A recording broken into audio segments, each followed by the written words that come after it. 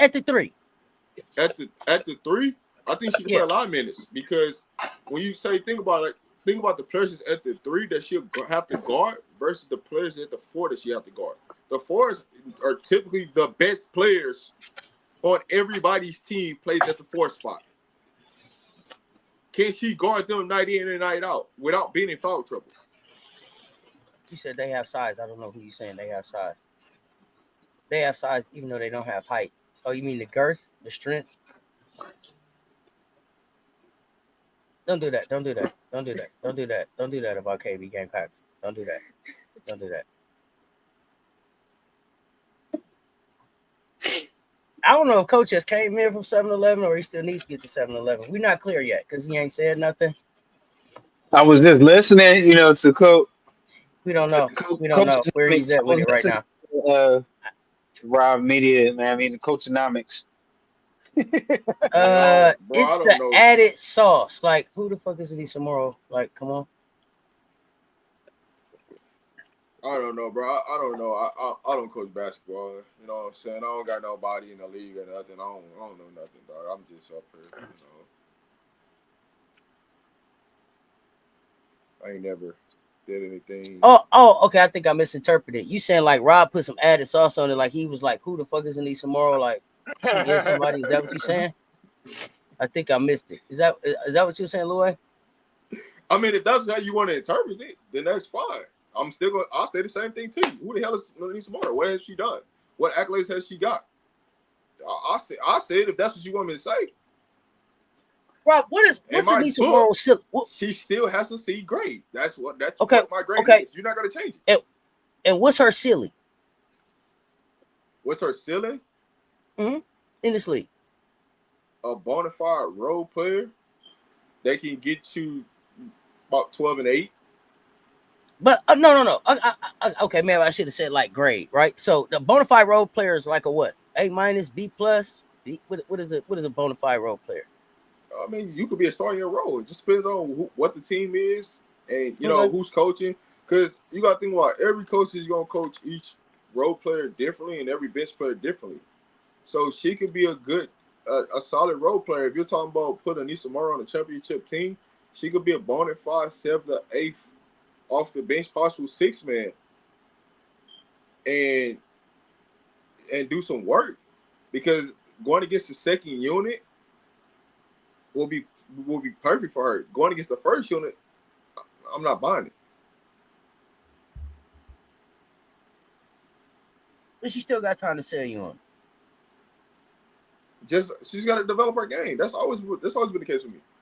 She has to develop her game until I see progress around that, right? Because she needs to become a better ball handler. She needs to become a better shooter, consistent shooter, right? I need to see consistency. I need to see you be able to knock down 15 footers on a consistent. And then defensively, just work on moving laterally, right, to keep the ball in front of you, where you're not picking up silly fouls and all the reaching.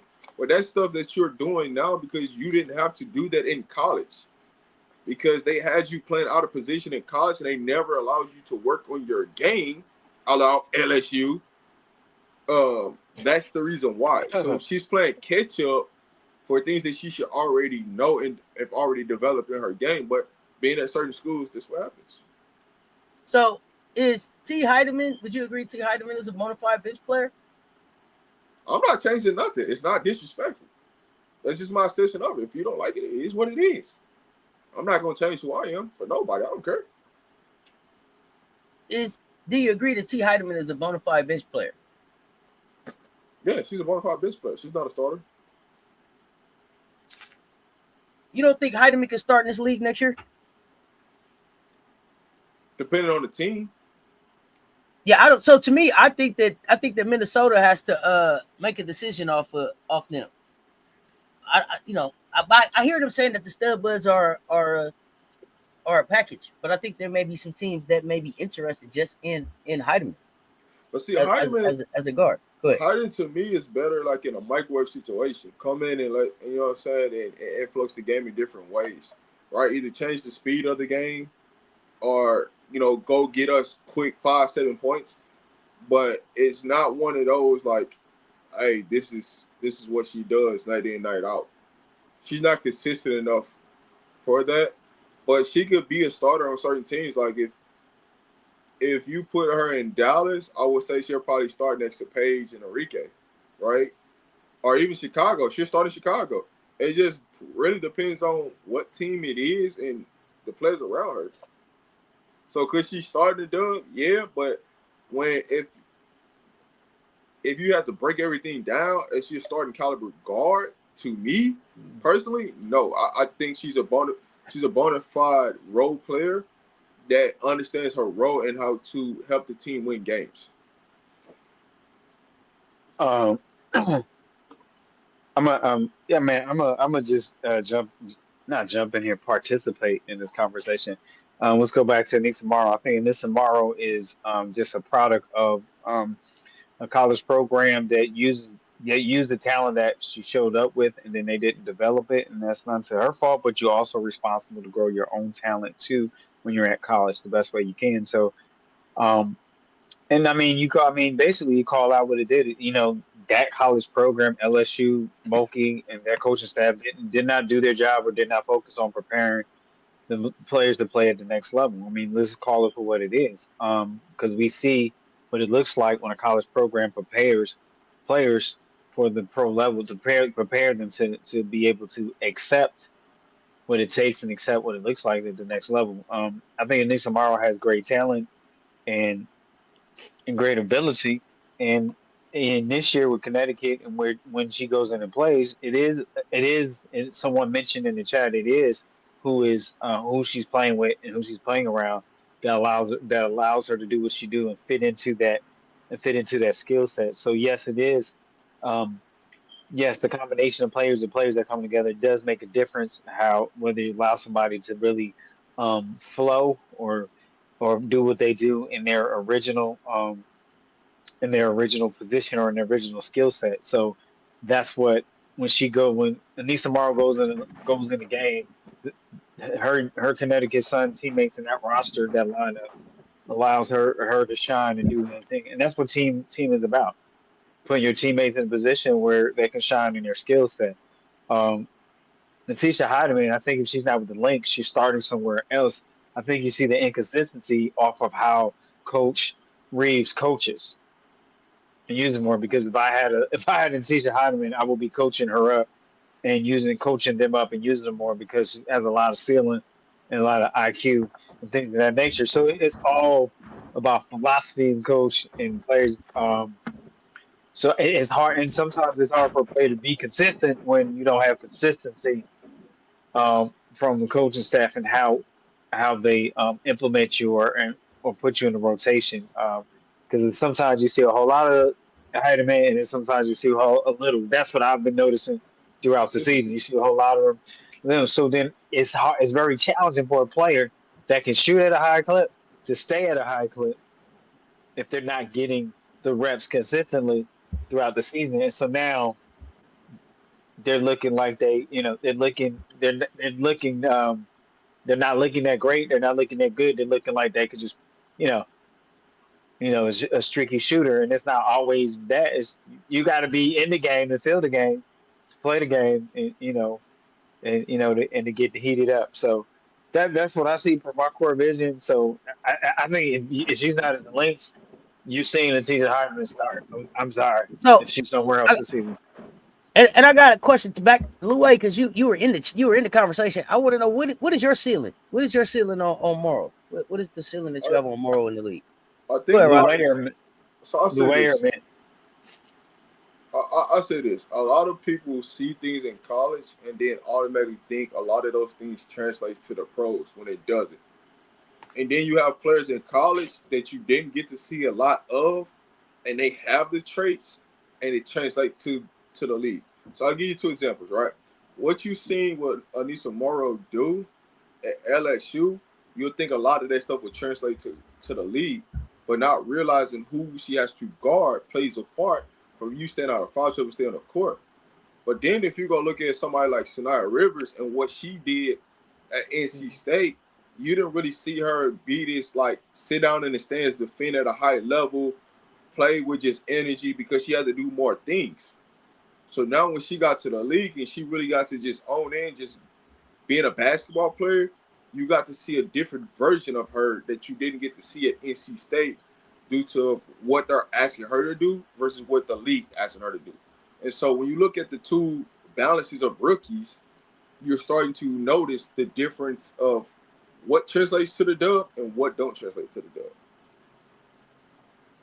No, they didn't. She didn't. They didn't give her the double double. She only got 9 rebounds.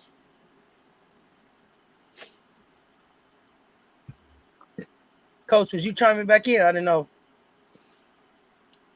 As far Because as you just Anissa, jumped in like I'm participating. Like, I didn't.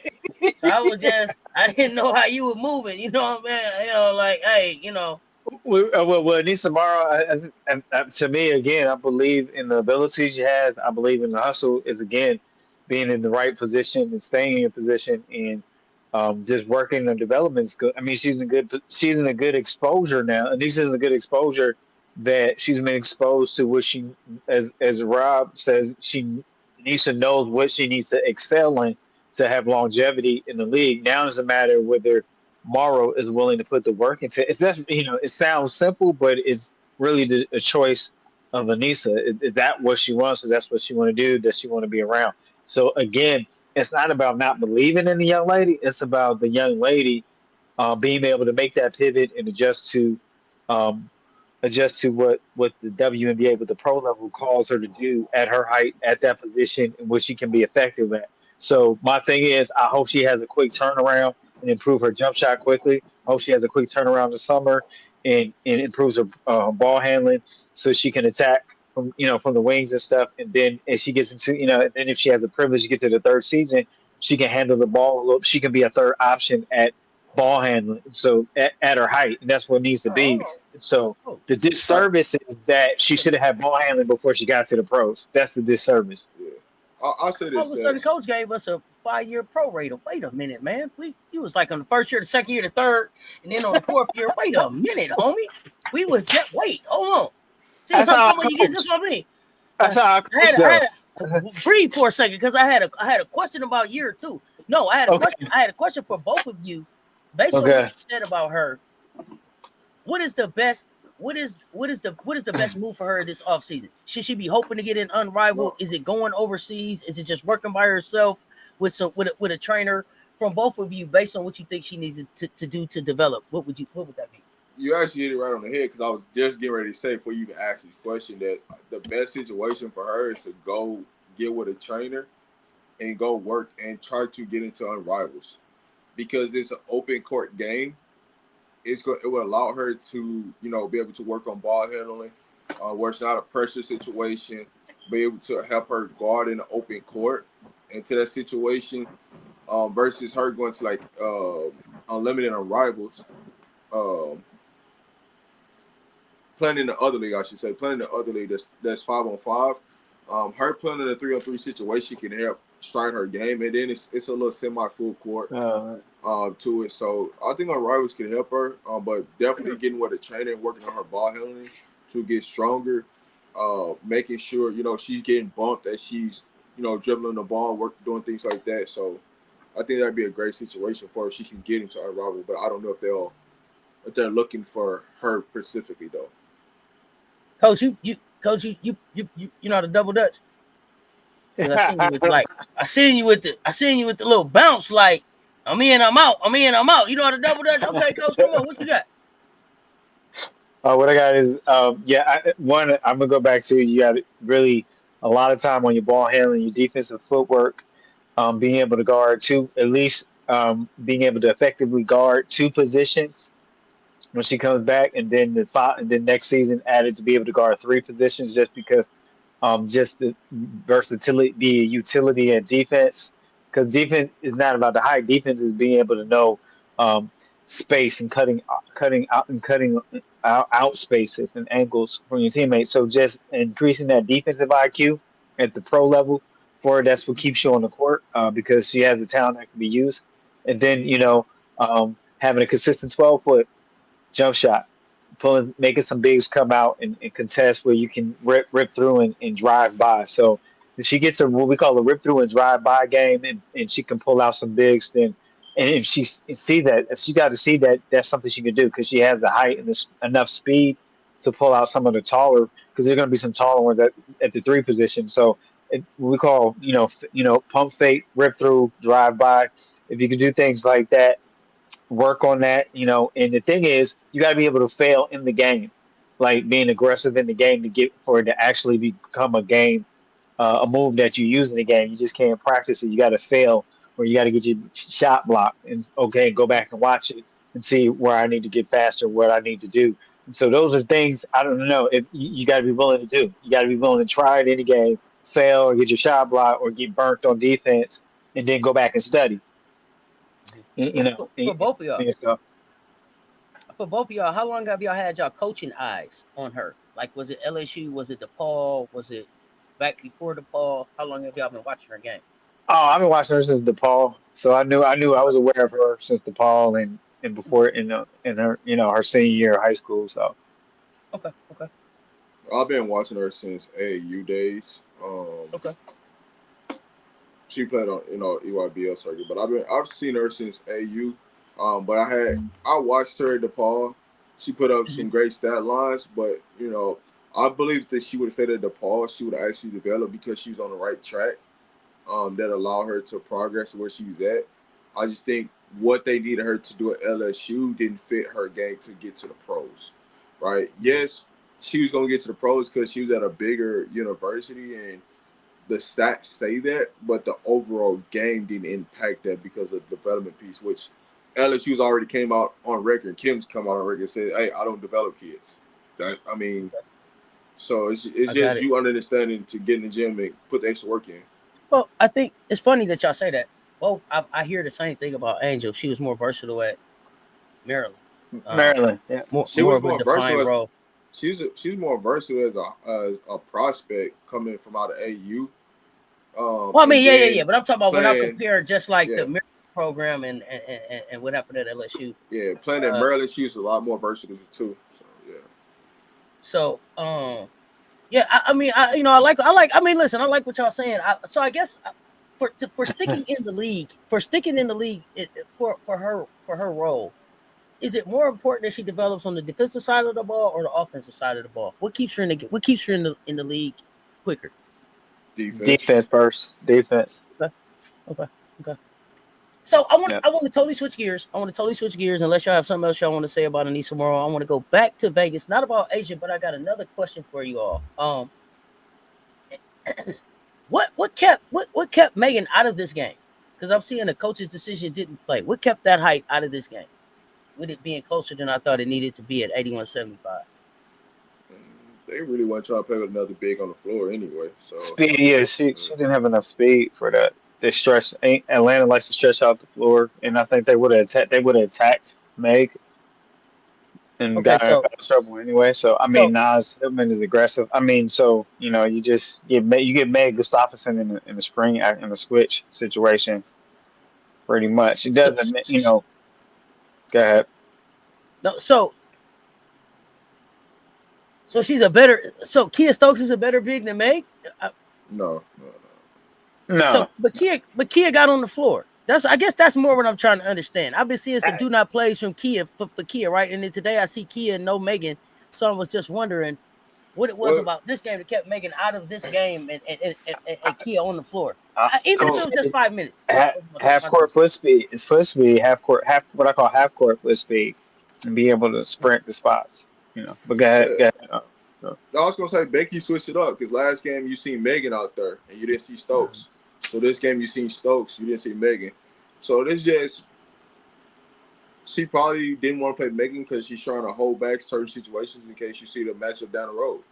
You don't want to put everything out there, right? play all your cards. Yeah, so it could be something that she's holding back. Not saying that that was the case, but it could be one of them situations because how close you are to the playoffs of matchups, you may not want to show what you might do in certain situations. Well, and they didn't need it. They Yeah, thought they could get by with Kia, and I just think foot speed wise, Kia was a better option tonight, as far as in half court foot. When I'm saying foot speed, not just full court, but in half court setting.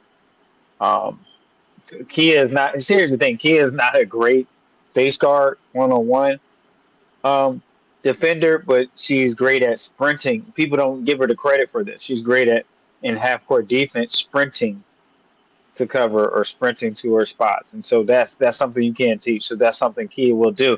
We give Kia a hard time, but if you go back and watch her, Kia Stokes does a great job of sprinting in half court defensive sets, sprinting to spots, trying to hustle back to where she's lacking or where she might overplay it or got things like that. So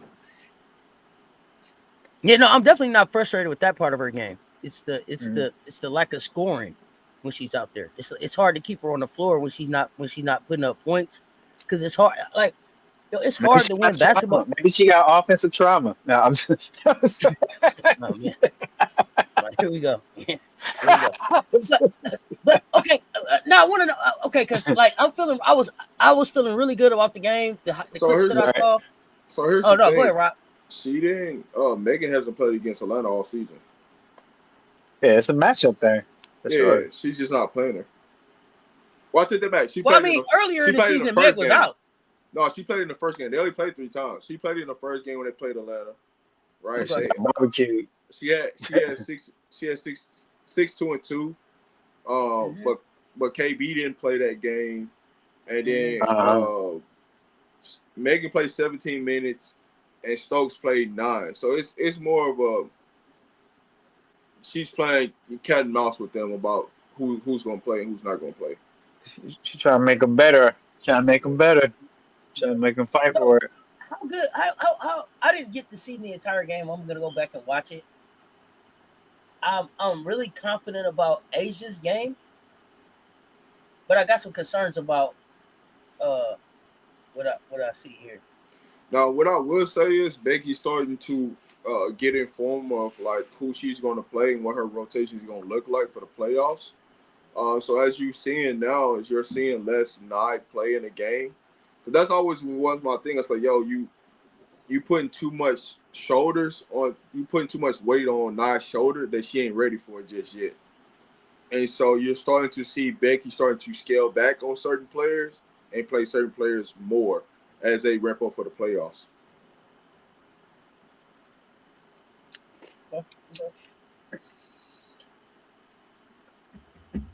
Did I have any other questions while I got the coaches up here? I like when I got the coaches up here. They get their whistles out. Let's talk about it. Got the coaches up here. Let's get Get their the whistles Fox out. Let's talk 40. about it. Hit the Fox 40. No medal. Uh, so here's the thing. I saw Ryan Howard go 7 of 22. Seems Mm-hmm. like they lost the game right That's there. normal. Seemed like they lost the game right there. No, you're talking about something 7 of that's normal for Ryan. so, but I would like to see some of those shots spread around to maybe Pau Pau didn't shoot that great tonight, but to Hina Pau Pau get a couple more touches. Nas Hillman maybe get up a couple more shots in 34 minutes. I mean all 22. I mean, Asia took 21 shots, so I mean, but still, I just think 7 of 22 and 13 of 21 are the difference in the game. The Dream were trash from 3 tonight. They got the shots, but they were not falling for them. Okay, Rob, give that rookie year to, and I will be better. Bring her back under the rookie contract, and she gonna do a lot of defense for us. Rob, I missed it. I'm sorry. Don't Rob, don't be quiet now. What? Uh-huh. No, No, you. I was looking up. No, I was looking up Ryan Howard's last game. She was 6 for 16. I said that's a normal Ryan Yeah. Howard game. I was just looking Who up. that, Key? Oh no, I want to follow. I'm following back up with you about Nye in the second year, bringing her back. Where do you see her developing the defense? Where does she get the defense from? That's Okay. my What up, biggest Key? concern from her. What up, Key? That's Key, right? Yeah, that's key. Yeah, that's key. What up, Key? Working on lateral strength is that's the biggest key, especially for like a guard. Working on being able to understand that how much strength working. Not everybody works on lateral strength and mobility. Just that area alone. What I see from Nye, sometimes she has tight hips, so it's now allowing her to pivot, cut, beat somebody to the spot. You don't have to be. I'm not saying she needs to be the world's best defender, but she can build IQ to understand how to beat people to a spot, to cut them off, to make her job easier. All But right. also, Becky and them can do certain things to help her defensively, and those are the things that she needs. That Becky can do better at is the defensive. The way they played defense at the beginning of the season made everybody look bad, right? Because they tried to apply this NBA system to their defensive scheme, and then they wasn't tagging anybody that come across the lane. It was just man free. You just come across and everything all hell break loose. So a little bit's on Becky and the philosophy they went with, but they, as you can see, the season's going on, that they changed some things that they do defensively. So she just needs to get better movement and understanding how to beat the ball to a point A to point B, and Coach get the Coleman. defender turn. So Yeah, Coach Coleman, rapid fire. Give me 3 exercises to fix her hips. fix the hips. One, one, one exercise would be you actually all three of them. Will be on the speed ladder. It'll be three different speed ladder exercises. Actually, that's one thing How that I much? focus on, coach. So it's three different type of speed ladder because what it is ladder work, baby. working the twitch. Yeah, ladder work. That's what it is a twitch speed, getting the motion and getting used to that. So basically, what I always focus on is from the back. Is for every during a season we do a speed ladder warm up, and then we do form Mhm. shooting layups, and then we go into practice. And so it's all about second what they call about muscle memory. And so Mm-hmm. what speed ladder workouts do when you do it consistently and do it properly, it gives you muscle memory where you're not thinking it. So what it is when when Nye is on defense at the pro level, she's watching the ball instead of watching the action and then paying attention to the player on because it's you don't have the muscle memory in your foot speed yet to just secondary where to go and where to take you. And that's what great defenders do. They already know it. Their body already takes them, and then they see and they're observing. And great defenders, they don't watch the ball. Watch They film. Mhm. they don't. That's the thing. They're not ball watching. They're not looking at the ball. They see where that player's going. They're usually looking in the middle of that jersey of the player, Mhm. and then they're looking, and then they're paying attention what's on the on the other what's going on in other parts of the game, and then they're going to try to put, and then a great defender is going to try to push a player to the weak side of that team's offense. That makes sense. So I'm going to get Mhm. them away from their strong side. I'm going to get away from their entry pass where they want to start, and I want to push them off the line. So I make them reverse the ball because there's some teams that want to do a high elbow pass. Well, I want to make them reverse it Mhm. to the middle and make them reset. And so that's what good defenders see. So I'm gonna Mhm. push them off that passing line and make them reverse the ball, and that way my teammate can recover faster, easier, without Mhm. expending a whole lot of effort. So a lot of defensive teams that play player to player defense straight up. What they do is they make it easier for each other Mhm. to guard by what? So By pushing the angle. So that's all I have. I'll stop right there. But I no, love I want to coaching stay. I want defense. to stay. So I know. I want to stay right here on. I want to stay. I want to stay on the hips. I want to stay right here on the hips. And this is a yeah, real question. This is a real question because I always hear about. I always hear about the importance of the difference between the hips on a female basketball player and the hips on a male basketball player. Just a like I lot hear of about. times, Just like I hear about the ankles, right? And I hear about yeah, not stretching properly and not stretching right, properly to be able to open the hips out to be able to get to the muscle memory that you're talking about and having the right, flexibility in the feet and the ankles to be able to get that lift right. So right. see I know a little something. See, y'all think I was being funny about the hips. Now I'm right here now. How now this is a real question. You know the little dance Dak do? You Yeah, know the little dance that yeah. Dak does? Does Um, that really stretch? Does that when it look like he turning his hips, is he stretching his hips right there or is he doing something else? And then what is it that women can do to stretch the hips before they get to the ladder? If Um, what I'm saying makes sense.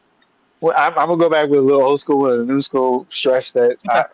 I did with my players in 22, 23 season is you either the wall or the floor, depending on what you're more comfortable at, and turn your hips, and then you lift up, your arm is so your if your right arm is one, and then you turning away your hips away from the right arm, so your hips are going one side is going up to the left, and you kind of lift. And what you're doing is giving yourself that range. And what it is also we know with the hip flex, right? And the hip flex is very Mhm. popular in track, right? I had a major injury with track.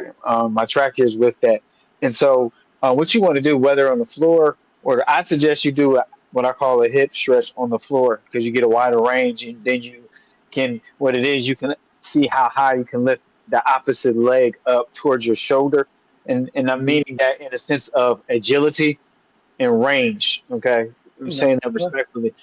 And so, but most of the time, if somebody is stiff, we say stiff, or they don't have that much range, Mhm.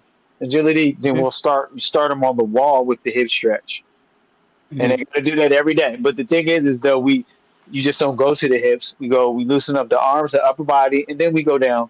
Have a warm up that brings them to that hip stretch. So it's a whole routine, and so there's a routine that I'm intentional about, a stretching routine that you got to be Mhm. intentional about, and you got to do consistently so your body can respond and react to it, and then you start developing that muscle memory even with through your stretching.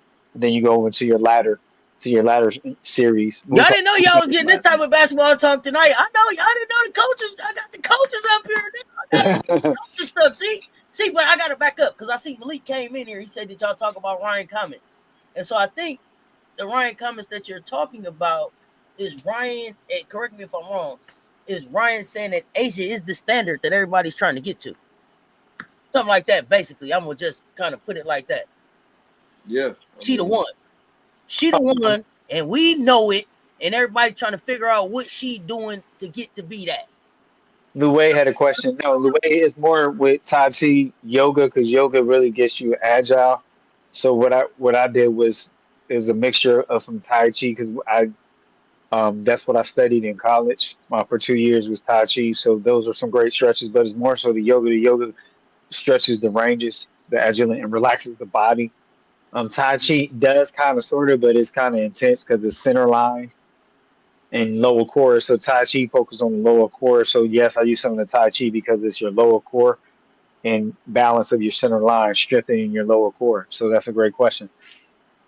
I used to make my team do yoga the day before games. Like we used to do yoga, shoot around, and do yoga right after.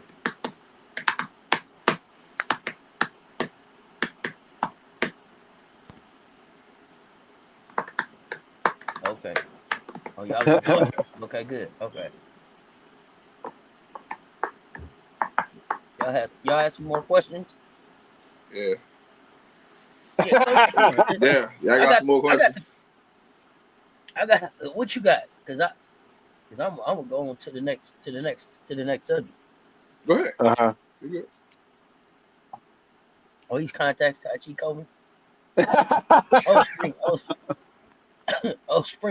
spring roll Coleman. Lisa Pugh just coming here firing off on me. You gotta love it. I love it. I love it. I love it.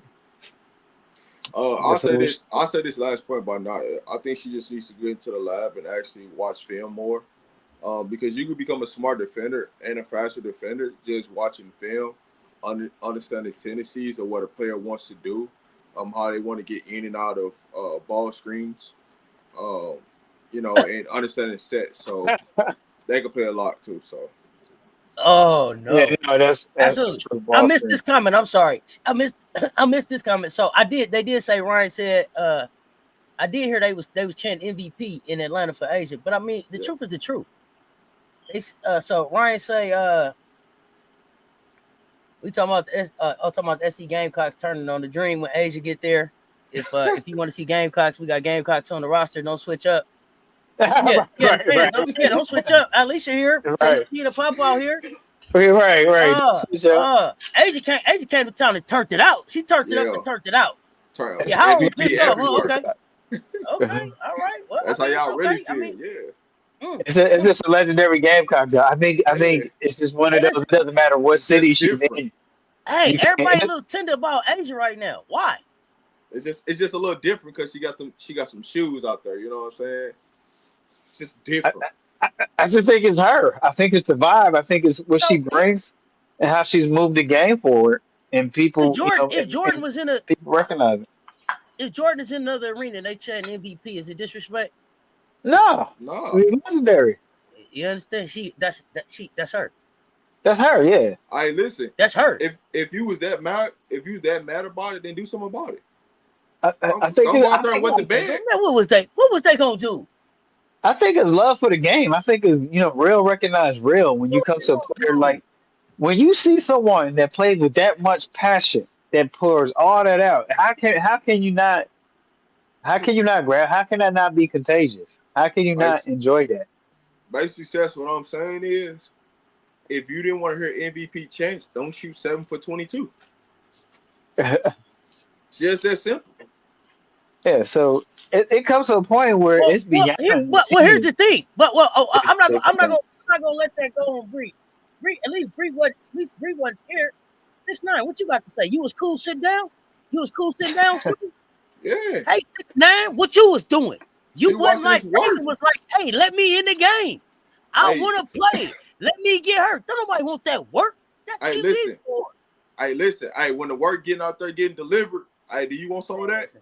They hit you with that. No. Bro. Like they want trying to get that work put on them, man. Hey, that work didn't get put on me. She dropped 34. That work didn't get put on me. What it is y'all say? You can't be out here 6'9" and then turn 5'11" when 22 show up. Yeah. Right. You need to be the same 6'9" you was when Aaliyah Boston was in the building, big dog. Which Michelle is on here? Because I saw both of the twins on here earlier live. Okay, because I saw them making the jokes earlier in the earlier live we just on earlier today. Yeah, this is the closest hometown fans get to seeing Asia, so most of the fans probably wasn't Dream fans tonight. Oh well, I mean, it don't matter. Well, limit the tickets. I mean, listen, when you look up and you see Khadijah Sessions and Wendell Farrell sitting courtside, you know it's Gamecocks in the building. They was courtside with Gamecocks hats on. Yeah, lucky, so, I mean, lucky Drip ain't show up. You really would have been mad. Nah, I think put some respect on it, man. I was okay with it, but it is what it is. Tell me who she disrespected. Here's the thing. I'm gonna tell y'all this. I love Alicia Gray. I love Unalicia 3 Alicia Gray. She was here tonight, though. Tonight, they worked her to a death. You hear me? They worked Alicia Gray to a death. She looked tired as hell sitting on the sideline. I said, God damn. Alicia, what you in there? I said, oh, that might be Gamecocks. I don't know who that. I said, oh God, she looked tired as hell. They had her working to a death out there. To a death. Yeah. She got 9 lives. Said one of them. Yeah. And when they show that respect for Asia like that, it's because she is the face. She is the one. So they took, and they letting y'all know that. So they took Asia Wilson's rebound and gave it to Jackie Young. Jackie Young ended up with a trip dub. Yep.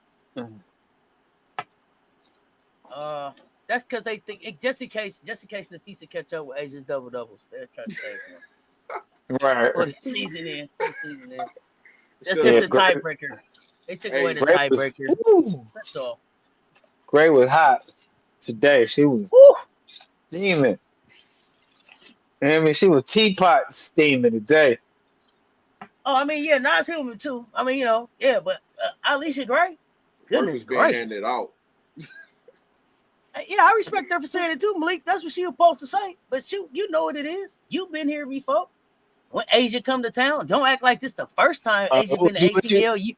You just got sensitive now. Was it that, or was it that Asia left with that number 2 spot in her pocket when she left out that thing? See, you gotta let me know what it is. Because she wasn't that tender anytime she came before, but when she left with that number 2 spot, then you want to talk about the fans. Don't talk about the fans. What did I say you did tonight? Hold on, let me back up. See how quickly we forget. I said that they probably could have done better if she would have let who I said Tahina Bow shoot what? Some of them 22 shots she took 7-22. What you talking about? Yeah. See, that's that Kentucky Wildcat shit. That's why we talking about. Why we talking about bro? I'm telling y'all, bro. That's that Kentucky Wildcat shit. Oh, boy. And it's that 2 spot. It's that 2 spot Asia left with. Yeah. Asia said, Put I'm a bad 22. I'll taste, take put a that. I'll bad take taste this. in their mouth. I'm 22 and I'll take this too. We'll holler at you. Yeah, we'll holler at you. I holler. But that's like being mad more fans came to see Steph Curry in his MVP year. But you ain't Right. got to tell me. Listen. Do they think that they there to see them when Michael Jordan come to town? Ain't nobody here to see you, Otis.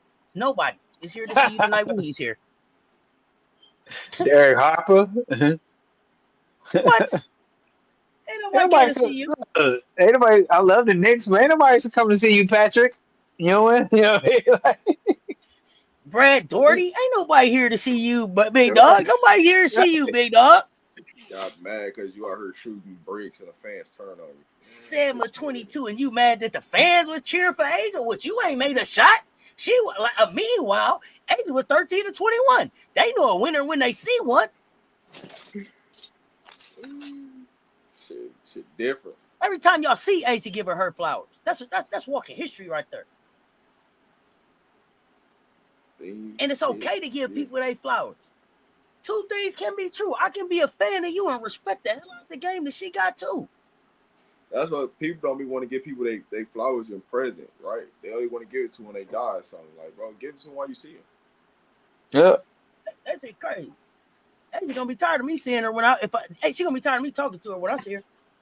I'm gonna be like that little kid in the MVP puppet commercial. Hey Asia, remember that time? Hey Asia, remember that time? Hey Asia, remember that time? Asia, you so good. Hey Asia, remember that time? Hey Asia. She gonna be tired of me motherfucking talking and telling her how good she is. Cause I done had a good time watching her do what she do. I appreciate how hard you work. Hey Asia. She gonna be like, hey, come get this fool. Don't tell me nothing else. She gonna be tired of me telling her, do you hear me? Man. And Nas Hillman got Asia tonight. Yeah, and I'll be back tomorrow with my Atlanta Dream on jersey, cheering for you and trying to get us to the playoffs. But this wasn't about you tonight. The one It's was here. The about GOAT was here. history, about living history. Man. Ooh. Hey Asia.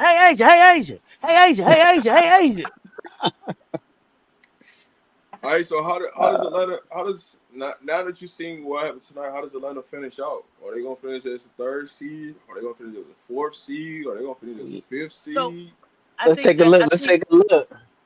I'm gonna say this while you take a look, Coach, and y'all tell me what y'all think. I think that Atlanta should really, because they're kind of a young team, kind of new together. I think that they really should now, if you're not in the 2 spot, really look and see what is the best matchup for you going into the first round and try to get into that spot. Oh, they're really, not in the 2 spot. They'll be in third. No, that's what I'm saying. So now, since you're not there, what spot makes the most sense for you being able to be successful in the next round, and then go with that? Yeah. How many games they got left?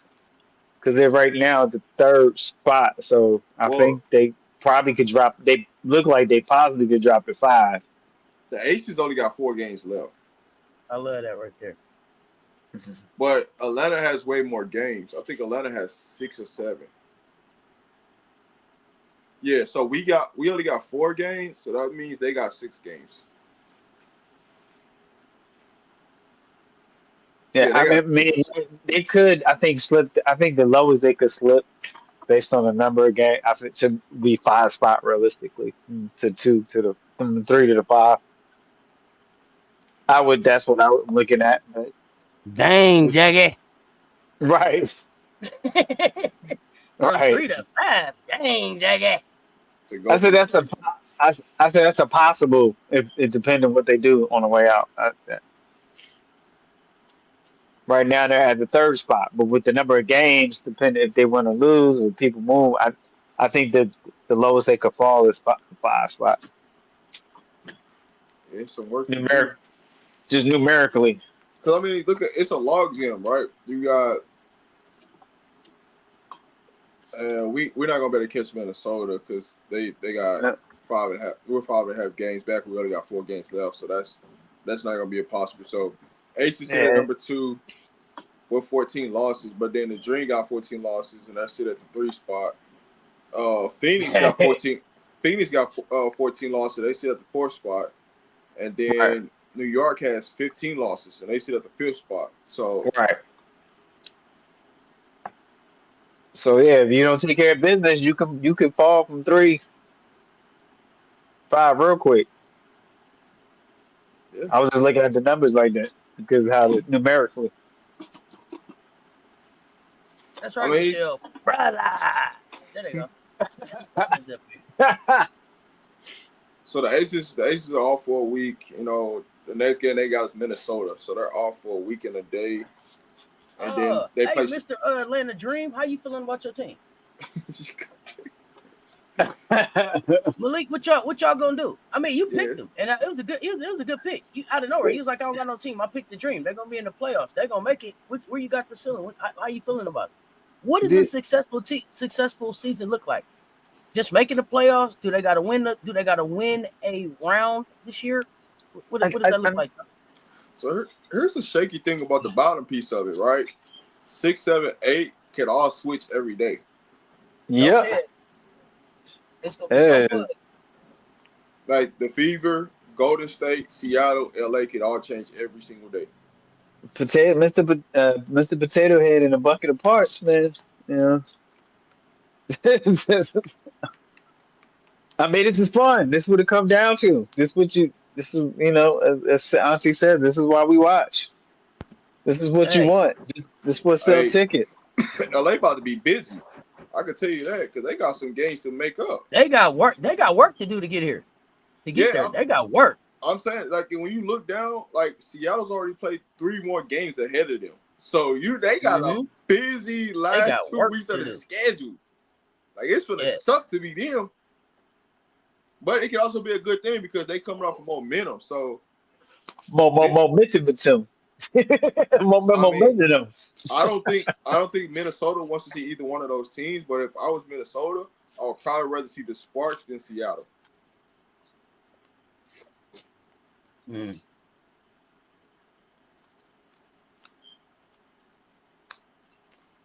I don't know. They tried to say that Atlanta had the easiest schedule, and it could just depend on what team shows up. How? How did they have everybody play? How did they have the easiest schedule? Because they see Connecticut on there 3 times. That's why. Okay, winning around is a successful year to you.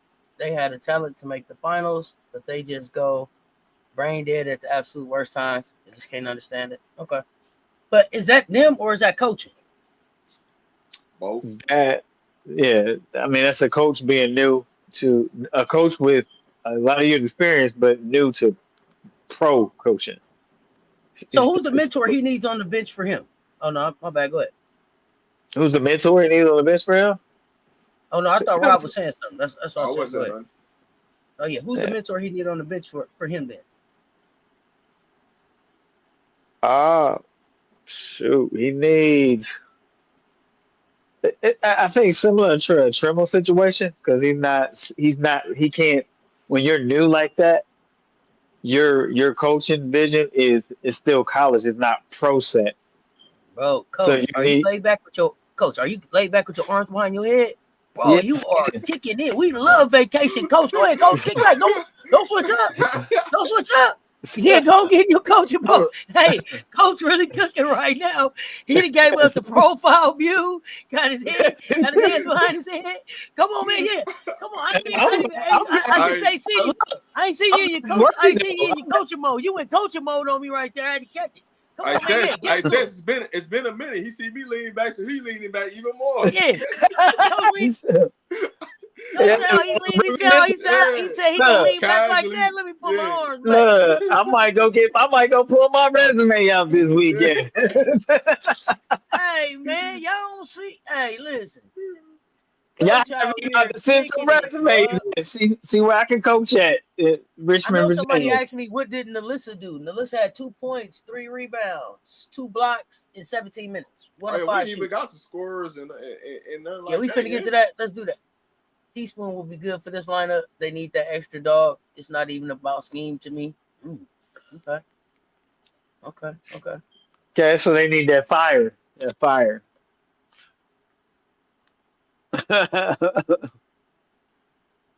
Oh no! Whoa! Malik got a W. Malik got a. Hold on. Whoa! Let me not. I misspoke. Malik didn't have a WNBA team. women college basketball. Oh, that's all Gamecock right there. He got it. Oh, he know all SEC. He know all the SEC. Basically he know all SEC. Sorry, my bad. Oh, my bad. That's a Carolina guy right there. Yeah, he is a Gamecock. Through and through. Malik probably been up on Malik. You've been up on the live. I don't know if you've been up on the live, but he in the mansion for sure. I think Malik he one time. Gamecock right there. Yeah, that's a Gamecock. I didn't mean to make no confusion. Yeah, my bad. I didn't mean to confuse nobody. Yeah, that's a Gamecock. He didn't have no WNBA team. Okay. Yeah, no, I don't want to spread that on him. That's a Gamecock. Malik, I got a question for you, but I'll wait to ask that question. Oh yeah, rest and refresh. That's over here. Yeah, showing off. You see him? Yeah, he like, you got another question. You want me to break down the double team? I can't break that down. What's edging me? In a minute, coach gonna get his dry erase board out on us. You hear me? I see looking around for his coaching bag and shit. I know they got it. That's all we're just looking for. They both look left. They both look. Well, it's I guess that they both look right. Yeah, like I said, coaching bag. They both look right. Like it's over here. Yeah, man. Somebody say coach. Somebody say coaching. Somebody say coaching. They come running. You see them? Hey, man. Oh man. What is it about coaching that you like impacting the game better than refereeing? Because you done both. For me, as you start with something and to see it grow into its own and to take its own personality when you love something so much, as far as coaching either young men or women, but you don't control it, you allow it to be it, but you kind of give it you give it guidance and see it trust and see people trust. Oh, see, look, he got it right. He got a whiteboard up behind you, coach, trying to show it off. So, and to see that when coaching is working well, when to see outside all the noise that's going on, that they trust you and they believe that you care about them as people, not just about them producing on the court. To see that you care, and so for me, like I said, when I coached in the high school level and the college, in the small college level, I make sure I showed up at other activities outside of basketball, so they know that I care about their life and and life after basketball, that I care about what's important to them, and so when we come together, this is just an extension of the experiences that we have together. And so, I'm at, so it's not just I'm at the sports games, whether it's a play, whether it's, chaperoning for a dance, you just support the student body like that. So. Okay. So coach, you real laid back. Rob, you fiery. I seen video of you on the sideline. You fiery. You really, I done seen video of you on the sideline. So I want y'all to tell me, what does y'all perfect assistant coach look like? Are they just like you or the opposite of you? And have either of you ever had a female assistant coach? I have plenty of female assistant coaches. So like for me, I'm a fiery coach, so I don't need somebody else to be fiery. I need somebody else to be mellow. Because I'm more Wait a minute. Hold on. I was wrong. I said coach is fiery, and that's why you over there covered his mouth, because he know he get throughout this. He know he get throughout the game 6 times a season. He fiery too, but he be trying to play cool. Okay, yeah. Tell us about your. Yeah, I'm sorry. Go ahead. Yeah, so for me, like I talk to everybody. Like I talk to my players, I'll talk to the opposing players, I'll talk to the refs. Like I be with it, like with it when I get into like lockdown mode, like because I'm more on my players though, especially on the defensive end. If I don't see something I like, I'm gonna talk straight to my player, like, hey man, you gotta show me that this person is able to do something else different than what they doing. Cause you know what I'm saying? But I also, when my player come out, I'm also the coach that I'm gonna talk to you like, hey, listen, I don't need you to make this game hard or difficult. Go with what you've been taught, what you've been trained. Go with what your training told you what to do, and not rely on what you think that you should be doing, right? Because what we worked on all week or whatever we worked on in practice for this particular opportunity, go with that. Because as long as you lean on that, you can never be in the wrong. It's on me. If I put you in a bad situation, I can't get mad at you. But if you go out there and put yourself in a bad situation, I can't do nothing but say something to you. So I always just tell them, but I also build my players up because I always tell my players like this. I put you out the game for two things, right? Not sitting down in the stands and playing defense and reaching, and you not shooting the ball offensive wise. I said I can go with you missing shots, but if you don't go out there and play with confidence, you might as well just come over and sit next to me. What you doing on the floor? So like that's my two biggest things. I'll take somebody out. But as far as a female coach go, I've had a female coach on every staff I coach because I coach women's basketball. So I had to have a female on staff. I've never had a staff where it's just all males. I always had a female on my staff. So Coach Coleman? Yeah. For me, I know, believe it or not, but I'm more fiery in practice. My focus is preparation when we're talking about a full season type of a setting, and I focus on habits and practice, and then so they carry over in the game. And so when it comes to a game, I'm not fiery. I'm not fiery towards the players because this generation, I want them to go ahead and be comfortable and be them. But I'm fiery with the officials because to show that I'm protecting my players, and I know the hard work that they put into it. But I really, when it comes to the thing is, you good as you prepare. So I'm not. You ain't gonna run my blood pressure up if you know you ain't practice right. I gotta ask this. What's the slickest thing you said to a coach? What's the slickest thing you said to a ref to get through out? I want to know from both of y'all. What's the slickest thing y'all said to get thrown out of the game? Both of y'all. I said, you ain't. I said, have you ever played high school or college basketball? That got you through out? Thrown out, man. 2 texts through out, or you already had a kit? I already had one.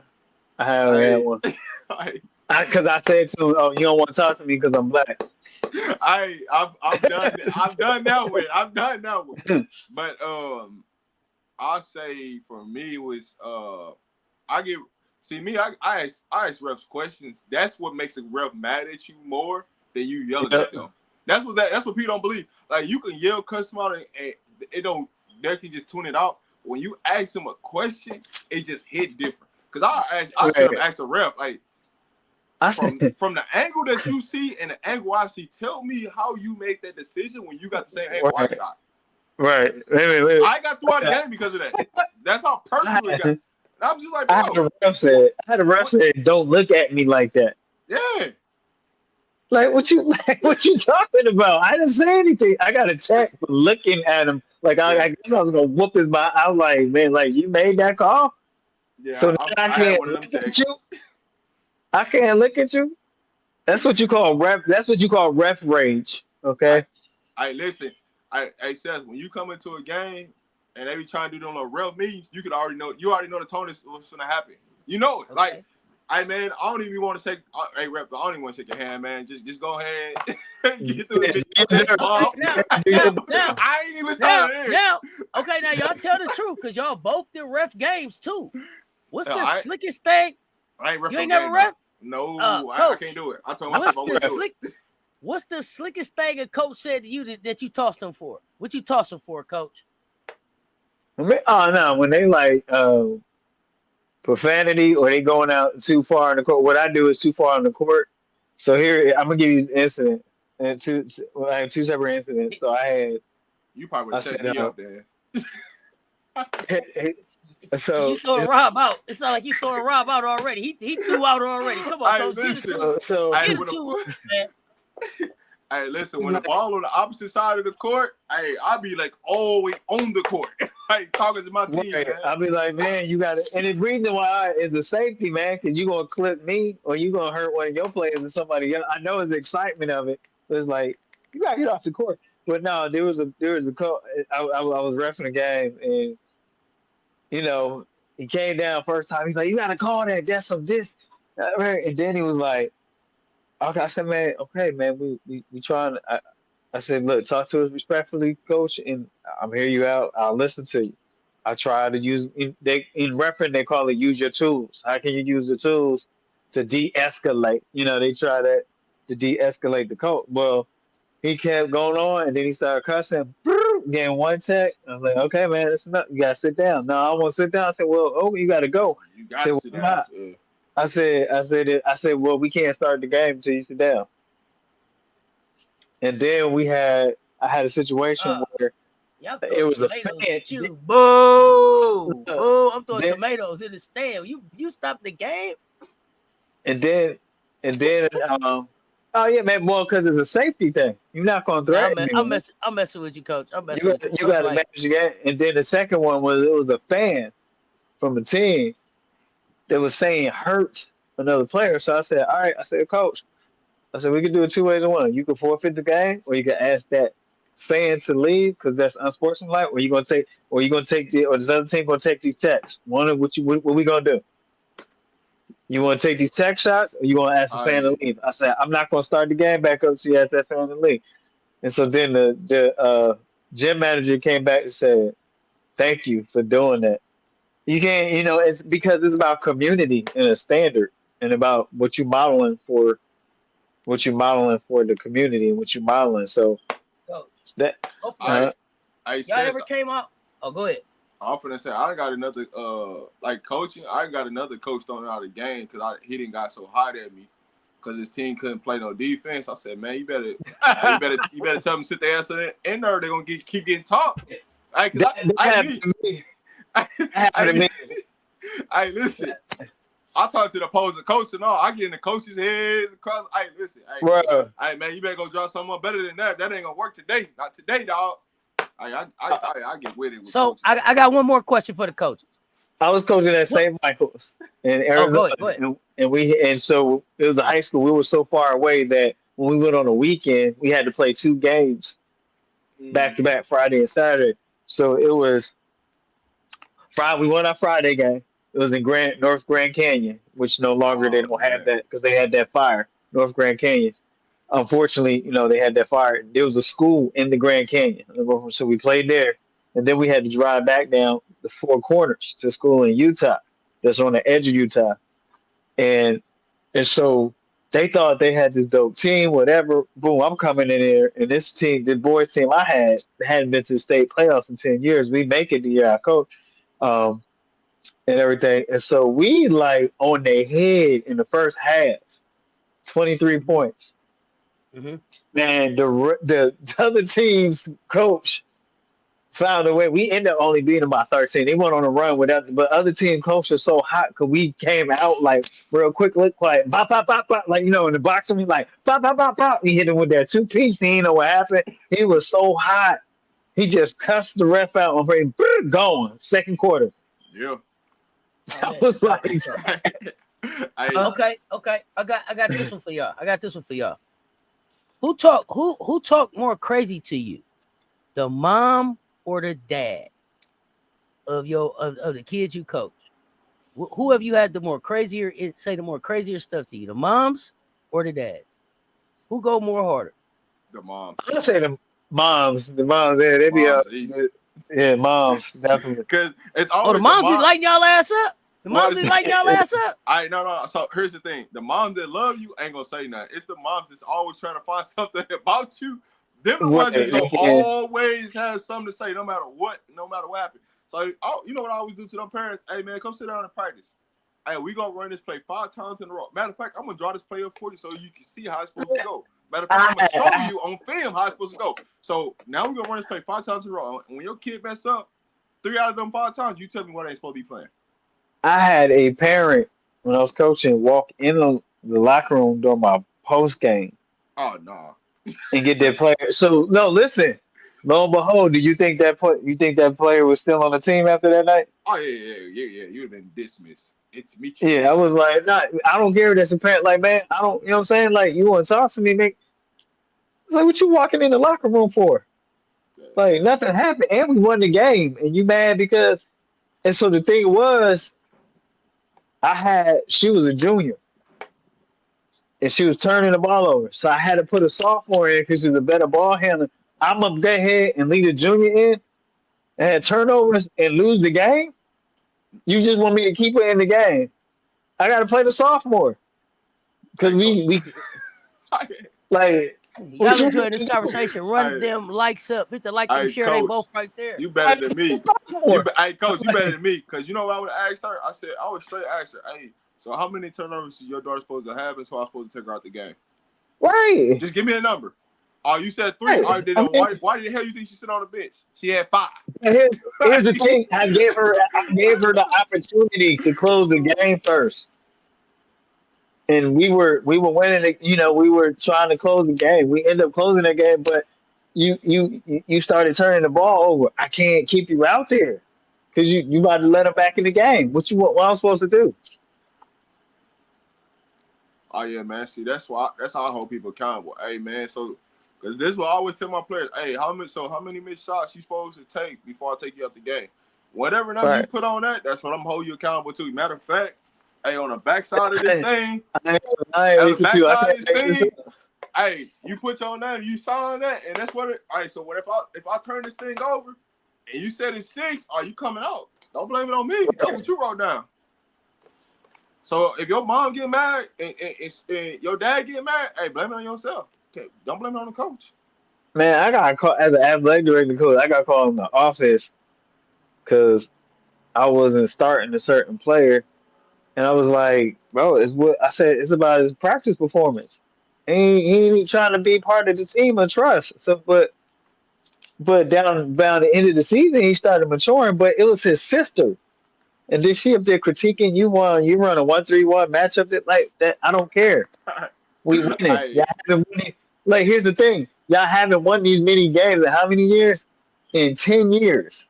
And I love then them people. Hey, coach, play the zone. What the so fuck? What we playing the zone for? right. Play 1-3-1. That don't work. And so, but the thing is, what people don't understand.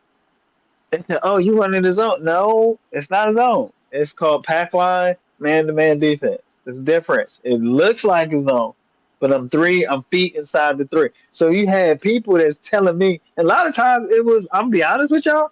It's because of the color of my skin and how it's just a blink of an eye. My first time I touched down on campus, I turned the program. The reason why I turned the program around is because y'all gonna learn how to go to work and practice. Y'all gonna learn how to put work in. You can't win a game if you don't put work in. And so, first of all, and you ain't gonna put my job on the line. And I'm not co-signing saying this is our best product. I took some non-playing teams and we went and compete and been in the mix. And because you got to know where to put places, people. I've had some non-ball handling teams and we've had Mm-hmm. 500 records because we just passed. Because we just passed most of the game. The ball hardly touches the floor. We learned how Yeah. to pass, and that's what we practice. We practice passing in the game. We didn't do a whole lot of ball handling because guess what? You're not gonna get better during the season. You gotta get better in the off season. So I'm not gonna waste my time say ball See, handling when I don't have a ball handler. So what we're gonna do is call it. We worked on most of our work was no dribble, no dribble offense, no dribble break the press, no dribble. That's what it is. all right, coach. You know my Mm, favorite teams I like to play against? mm. Teams that press. They make the game so much easy. They make the game Almost so man. easy. They make the game so easy for you to coach. Go ahead and press. I be yelling Yeah. at coaches, hey man, press us, man. Press us. Just press us. They fall for it every time. They start pressing, we go about 30. Easy. Man, Easy. listen. Yeah. This is what So we work on. We work on this all day long. Go ahead and press. I be inviting people. I don't care if you want man press, zone press, however press you want to work this thing out. Just run the press against me. I'm gonna yeah. show you what it look like. Yeah, yeah. So, but that's where it's at. No, it's crazy out there. Refing is hard. I refed it, so I have patience as a coach. I have patience with officiating, honestly, because that's another reason I did. I wanted to see both sides. Side refing is Which not one did you easy. do? Which one did you do first? What Did you ref first or did you coach first? actually, I coach first, Okay. and then I ref, and then I will ref on the youth level. But then in Kansas, when I coached in Kansas, I would coach middle school, and in the same town, I would turn around and during the same season, we'll ref JV games and freshman games, and Okay. because I lived in a city and then I lived in a country town, in Kansas as well. And so of course they have a officiating. So during the season, I would coach my game, and one it could be if it's a home game, coach my game early in the day, middle school when I was coaching middle school at the time because I've coached on all levels, elementary, middle school, high school, college, and semi-pro. I will coach my middle school game because it was before the high school games, and then I will come ref two high school games at the same when we all at the same school. So you always been a Jamaican. Okay. Right. And so then in the town, in the little country town I lived in, it was a big school, and there was a small school. So during the basketball season, I would be bounced throughout the week between those schools for reference. Great question for both of y'all. Do you have particular offensive and defensive schemes you like using more than the other? I don't know if these coaches will say that on here. Oh, I ain't worried about it. What you gonna do? Yeah. Go Def- ahead, go ahead. I just finished talking, so you got it. I'll go after. defensively, it's always gonna be man to man for me. I don't care what And, level. and why? And why, if so? Why? I'm always about development, helping the kids grow, and I'm not about hiding things unless it's in situations where, hey, we're in the playoffs, we're in the championship situations. I need to hide you. For the most part, if it's regular season, preseason, my job is to develop you to become a better player. So I'm not gonna hide your deficiencies. You got to get better at your deficiencies. So I'm always been a pressure man to man, half court pressure defense. I will stand 3 quarters. I will go 2-2-1. And then offensive wise, I'm more of a patient space. I like to play in space. I don't like a lot of clogged areas. I like to play in space. A lot of motion. I run a lot of motion offense, but it's a lot of space in my offense. Um, I'll Why? go Wait, defense. I'm sorry. I'm sorry. Before you go, why do you like the space or the pace? Why is that your set? Why? Because most of the time I deal with a lot of. I have a typical. Most of my teams are guards because I love guards. So my team is. Well, okay, LSU. Yeah, my team is no. See, you put me in LSU, that team will look completely different. I Rob love, got 9 guards. No, I'm just yeah, playing. Go ahead. I love guards and wings, right? I don't care what my big look like. Like one year, I had a big that all they did was just rebound and just locked up whoever was on the block and loved it, like straight up loved it. Hey, coach, I just want to defend and just run. I can get anybody how to score on offense. And by the time the season was over with, shooting 40% from the 3-point line. But it's just a testament to the work that we put in and throughout the season. But for me, is I have idea of what my team want to look like ideally. So I've had different types of teams, but most of my teams have been guard, wing heavy. So it's just easier when you have a lot of guards and wings that run a lot of pace and space. That's all.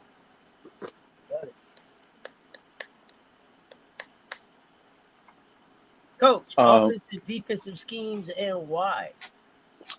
defensively, I pick what they call it's a modified pack line defense where feet inside the three, so they're gonna shoot Oh for man, if now they're you gonna got to shoot get out a notebook for what Coach talking about. What you say it again, man? I pack got, I line got, defense. I Mm. got you. Yeah, it's a modified. It's not the I got you. full thing. Pack line defense. We call it feet inside the 3 point line Yeah, because if man. people are gonna shoot, Everybody. Then you can't even see it. I'm gonna say everybody feet inside You the got to. line. yeah, and Got the it's board up different. here. Everybody. And and it has a lot of exotic rotations, but I don't do the exotic rotations. I have a rotation for the high school level and depending what college level. Also with the defense, also I like to put in what they call a matchup 3-2, matchup man to man 3-2. Everything is Mhm. down the middle. Everything shifts to the what they call the middle line, the center of the court when the ball rotates, and you're picking up either you're a help or you're a man. So you're not. It's not a zone. So either when the ball passes, you're either in help or you're a man. You're not guarding air. You're help or man or weak side or you so help the helper. So your help man or weak side in the gap, right? In the passing lanes. And Mm-hmm. then the third. So for me, I usually do 2 to 3. defenses just so we can break it up. And it's usually two of them that they're going to be. And the other third one is just to break up uh, the man. So the other one will be a 1-3-1 man matchup. So what we do is we pick up full court. So with the 1-3-1, we pick up at half court and push it to a side. And that way we push you to the next man to man coverage. And then now you're in passing lane and help, and then weak side. And then the next pass over is man. So even in the 1-3-1, you're on the ball, you're in the gap, help. And so we kind of teach it like that. But we're set up in a 1-3-1 to clog up the middle, but we're not playing. Only person that's really not guarding. Usually I do a 1-3-1 when I have a slow You got back post up. and I Say put what the again, slow Lord? post in the middle, I was and trying then to get. you got it. You got it up there, Rob. I was trying to draw it up for you. I'm trying to get the light Yeah, to reflect. yeah, I know. You got I it, know man. you The know what only I'm I talking think it's because you got about. Back, your back yeah, thing on your yeah, background on. Colorado. So, That's so, what's messing so, it up. so we go with So we go with two to three I defenses, seen it for a and second. but we always start with in practice. We always start with what I do progress. We go 3-on-3, 3-on-3 half court for as far as this defense rotation. We go 3-3, 4-4, 4-on-4, and then full court is 5-on-5. But we do a defensive progression in practice. Yep, there it is right there. Yep, that's it. Does it? Um, Does your offensive and defensive scheme preferences change whether you coaching males or females, or is that kind of your scheme is your scheme? It I- depends. you go with your skill set, which you have Okay, that year. got you. Yeah. Okay. Offensively, you know, it's a it's a hybrid continuity with some Princeton principles because the coach on the college level, the coach that I was an assistant for in the Division 3 level, he was a Division 1 assistant in the Ivy League, and so everybody did a form of the Princeton offense, and so you know, he said you need to learn my offense like the back of your hand. So I learned it so well where I can mix it with other stuff. So his pressure for me to learn it like in my sleep actually gave me a depth, a content knowledge where I can hybrid, I can mix it with flex, I can mix it with the motion. And then today I also come up with my own what I call a screen away. I have screen away continuity, offense continuity is similar to what they call Euro. There's a Euro offense now. And Yep. so you Z have game. uh, so so then you have because if 2 years ago 2 years ago, horns was basically the reverse flex horns, which a lot of pro teams were doing horns. Men and women teams were doing horns, where you Hmm. had two double posts, and so basically that's an inverted or reverse flex concept. But So it has more action on the perimeter, and then it gets you an easy dump down into the paint if you play it right. how easy is it for you all? This is a question for the chat. How easy is it for you all to identify the offensive and defensive sets that are being used on your team? Like, do Used you rate? against Oh, you like? Oh, that's the Princeton. Oh, that's the. Oh, they. How easily is it for you all to see that? Very easy. when we're playing in defense, when we're my team's playing defense. Yeah, Very easy. like seeing what offense somebody's running against you, or what defense they're running against. Against your team, recognizing what's being done against you by the other team. Yeah, it's really, and once they get into the first pass, it's easy. Here's the thing, I always taught in the high school level. A lot of people, there's a few great coaches to do, but what I teach is secondary into your. I teach secondary break, and so to get into our main offense, a secondary break, we're either dribbling down, we're either going down the right side or left side. Depends where the defense is allowing us.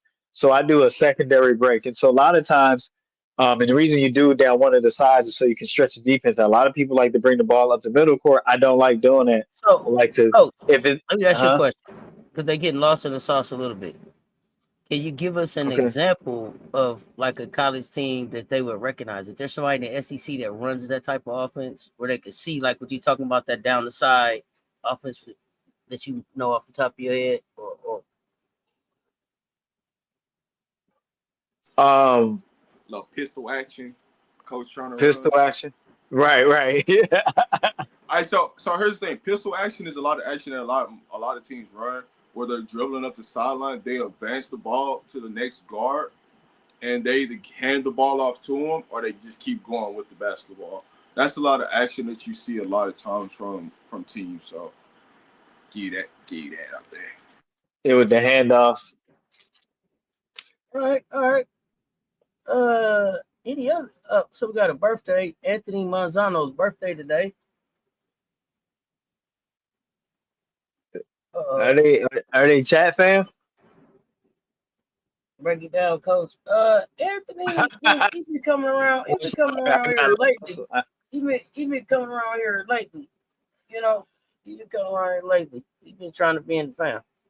Yeah, I ain't trying to waste my song now if it ain't official. So Everybody show Anthony some birthday love. Happy birthday, Anthony! I show Anthony some birthday love.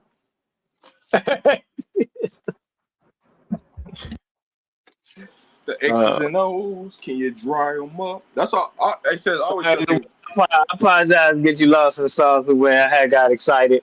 I apologize, got excited. I said, what I'll say to this is, it's not too many things that you. Oh, there's nothing that you can run that ain't nobody haven't seen. Now, Right. the players and the ability to execute, that's the biggest thing. So there's not that many actions that you can run in basketball. It's like, oh, I ain't never seen that or what to do.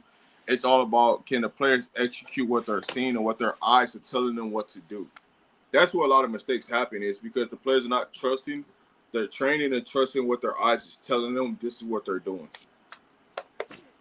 But then it's some nights you just don't got it. It's been some nights where you just don't got it. You gotta take it on the chin and move on. Some nights you just don't got it. Some nights you just don't got it. Like I've had teams where we've had great shoot arounds and we came out flat as hell during the game, and this time we didn't have bad shoot arounds and we came out on fire. So it's always a hit and miss. Only thing you can. When is it y'all fight? When is it y'all fault that your team lost? Preparation. Yeah, preparation. Yeah, preparation. I'll say preparation. Yeah. But it's some moments in the games where it don't matter what you draw up. If they ain't there mentally, they ain't there. It ain't nothing you can do. It ain't nothing you can say. You just gotta, hey man, just get through the game. Just get whatever happens, let it happen, and just get through the game and leave it at that. There's moments and times that every coach has been in the game is like, man, no matter what I say or what I do, it just ain't clicking, and it's just those things happen.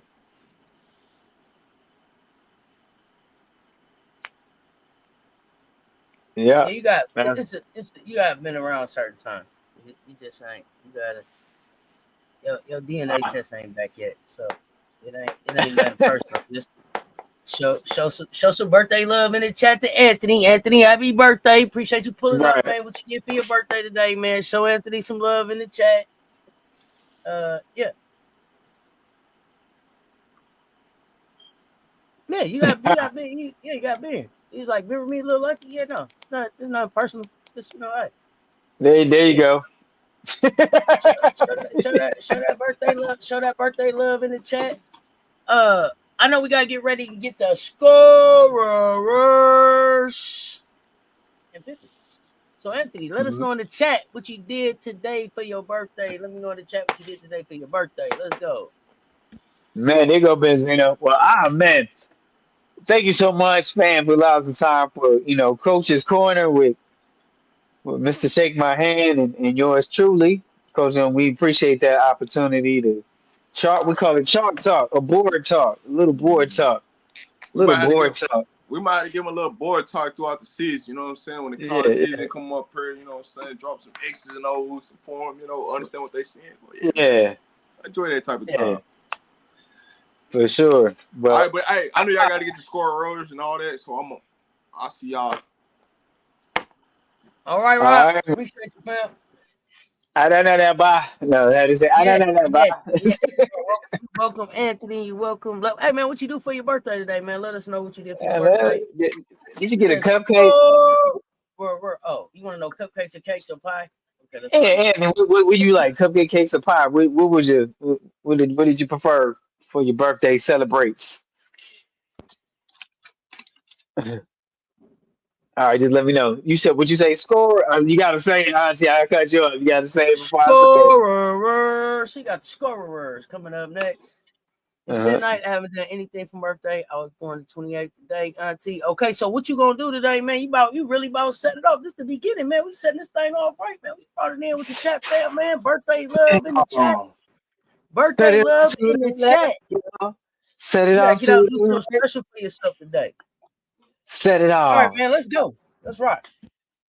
Here we have Wednesday night WNBA lights scorers of these games. Enjoy your sushi. Enjoy your sushi. Here we go over to Connecticut's Sun 101. Dallas. Was that 95 or 98? I can't even read my own handwriting sometimes. Lord, tell me about it. Dallas. I'm double checking. Pause for station for identification. 95 for Dallas. Thank you so much. Here we go. Double digit scorer for Dallas. Maddie Seegers, 15. Haley Jones, 12. Isaiah James, 22. Maisha Hines Allen, 18. Amy, Auntie, what's the name I always miss? Is Kanawa? 14. Amy, that's your double digit You scorer. talking about O'Connell? Okanawa, there you go. I always want to call it Okanawa. I don't know. Okanawa. That's your double digit Oh, okay, scorers for the lemon pepper Dallas Wings over to Connecticut's Sun. Marina, maybe Mabry. 18, Anissa Morrow, 11-11, double club. Tina Charles, 18, Lacan with 22, and don't Rivers with 11. That's your double digit scorers for the Sun in that game. Over to Las Vegas. Aces, 81. Atlanta Dream, 75. Let's go over to the Dream. A little bit of Ryan time, a little bit of Howard. Ryan Howard, 19. Nas Hillman. She got aided, so no scoring, but had 15, had double digit performer with 15 rebounds. Brianna Jones, 19. Alicia 3 Gray with 15. That's for double digit scorer for the Dream over to, oh, excuse me, Alicia Gray. Gamecock on the court. I had to make sure I did that. Asia, Mother Wilson. Gamecock on the court. 34 and one rebound shot, a double. Jackie Young, triple stack of stats, 10 points, 11 rebounds, and 10 assists. Triple dub. Chelsea point guard, great 14. Jewel Lloyd, she had an important 3-pointer down the stretch in the fourth quarter, too. Good for you, Jewel Lloyd. 14 points. That is your double digit scorers for the Aces and that game. That is your double digit scorers for Wednesday night's WNBA lights. Brought to you by Wanda's Wigs. Wanda's no bust down. Give me those wings and Mondo's wontons. Hold the olives. MV4. Lisa P, you said MV4. MV4. Coming soon. MV4. Yes, y'all. Like that, like this, like that, y'all. Are we ready for player news, Auntie? What you got? Give it all you Oh got. yeah, we Give can it roll it. We can roll in the player news, man. We did plenty of all. other stuff. I know. I'm sure they're ready to get the pick'ems and all that good stuff. So Yeah. Player news and updates brought to you by simply the fact that such and such and things of that nature. And our chat is better than yours. Zion James went to the locker room with 6 seconds left in the game. Let's keep an eye on that. It was not specified unless somebody it came up in their notifications. I did not get it in mine, so be more likely be kind enough to help us out. But it wasn't a specified injury, but did leave. Zion James did leave the game tonight. 6 seconds left in the competition in the matchup tonight. Grace Berger has got the start in place of Paige Buckets Beckers. What about her? Paige Buckets Beckers is out in illness, quotation, in parentheses, illness. Natasha Cloud has a nasal fracture, so we'll keep an eye on that. That sounds very uncomfortable and a little bit of discomfort. Yeah, so Isabella Harrison was supposed to be slated to return on tomorrow, on Thursday, on or today. It's Thursday. And we slept. No, okay, all right. So here we go. JC Sheldon still out with right ankle injury what? and will miss a fifth straight contest. Bree Hall on a hardship contract. Gamecock on the court. Well, okay. Bree Hall gets a hardship contract with the Bouts. Is it her second time back with the Bouts this season? Yes, it is. Yes, it is. Cecilia Z is out, will be out for her fourth contest, still out. On Lexi your mark. Hall. I'm on your mark. Lexi Hall had a collision last time, but passed the concussion protocol. So we'll keep an eye on that. And last night you might have seen uh, a little dramatics or not. Rakia Jackson, if you actually went down, and it was a right ankle injury. She had to leave the locker room, came back. It was like pounding on the court, but walked off on her own. And it was right now right ankle injury. Then that same with this severe sprained ankle, whatever, right ankle. That's an angle. What's an angle injury? Right ankle injury. Ankle injury. So on that note, that is player news and updates brought to you by simply the facts, such and such, and things of that nature. Our chat is better than yours. Auntie says, talk sports chat is better than yours. Do, do, do, do, do, do, do, do. All right, you got anything on that? Anything stick out to you, Auntie, on the update? It's just a brief update tonight.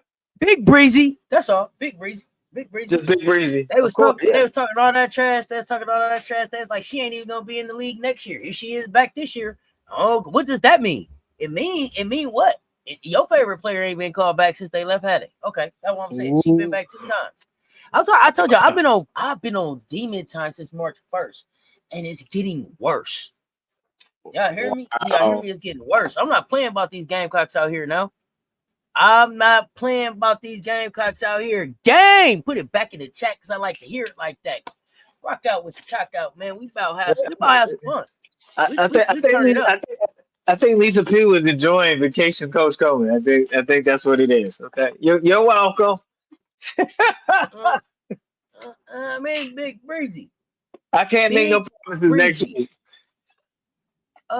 So I don't know that Cheyenne Sellers is ready to be back. I did like that I saw Sellers out there without the brace on though in the 3x3. Yeah, not the glitch. Poor glitch. Poor little Tink Sellers. Sellers wasn't ready. Oh, he left without asking you the question he had. He might pop up in the mansion. I'm about to pop in the mansion. Yeah. Pop in there. Yeah, thank you, Lisa Pugh. Yeah, put it back in the chat. Yeah. So yeah, I don't have much, man. We can get on to the pick'ems. I think games do that tomorrow. I didn't even look at that. We got 3 games. 3 games. 3 games. 3 games. We got 3 games. I'm working on my 4th job tonight. That's what I'm saying. 3 games. You lazy. You lazy. Only 3 games. You lazy. No. Oh man. Here we go.